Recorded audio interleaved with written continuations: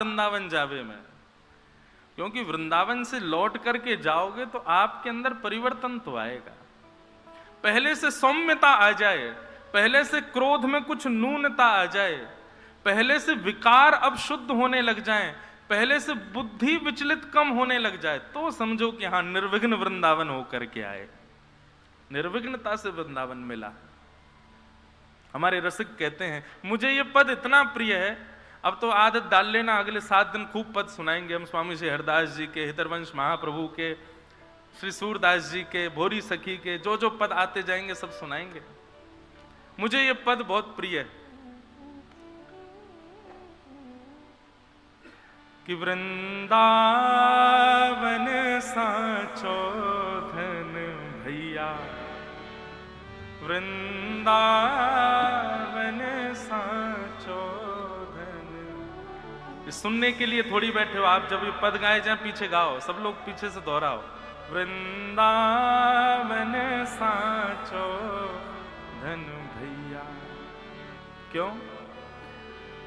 जहां श्री राधा चरण रेणु की कमला लेत बलैया, जहां श्री राधा चरण रेणु की कमला लेत बलैया। आतुर वन में व्यास पुकारे, आतुर वन में व्यास है कोई रसिक सुनैया, वृंदावन साचो। ये पद मैंने सैकड़ों बार गाया, लेकिन मेरे हर बार रोए खड़े होते। अभी भी गाते गाते मेरे रोंगटे खड़े हो रहे।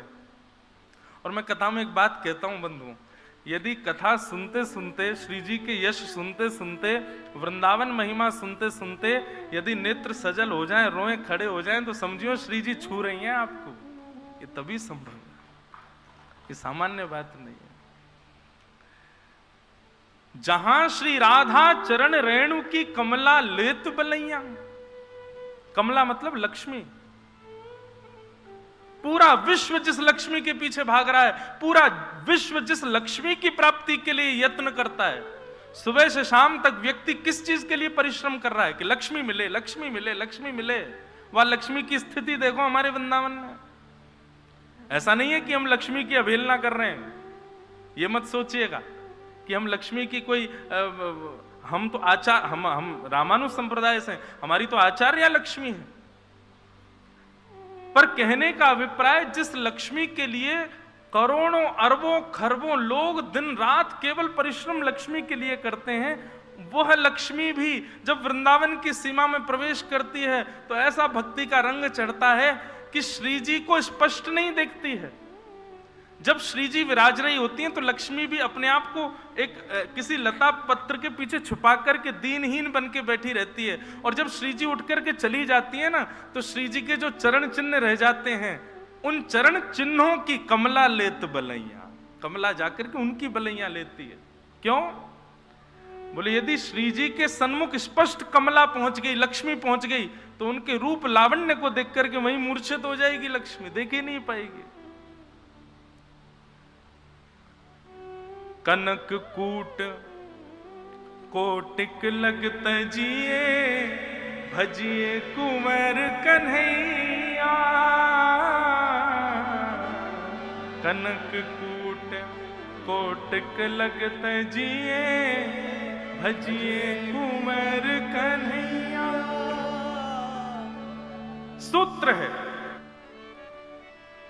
यदि आप श्याम सुंदर को भजना चाहते हो तो कनक कूट कोटिक लग तजिए, जब तक त्याग नहीं करोगे तब तक श्याम सुंदर को भज नहीं पाओगे।